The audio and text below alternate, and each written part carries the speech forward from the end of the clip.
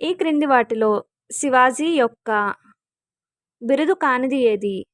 Option 1 సేనాకర్తే, option 2 హింద్ పదషా, ఆప్షన్ 3 సింహాసనాధీశ్వర, ఆప్షన్ 4 గోబ్రాహ్మణ ప్రతిపాలక. కరెక్ట్ ఆన్సర్ ఆప్షన్ 1 సేనాకర్తే. ఇబెరియన్ వాస్తుశైలిని భారతదేశంలో ప్రవేశపెట్టిన విదేశీయులు ఎవరు?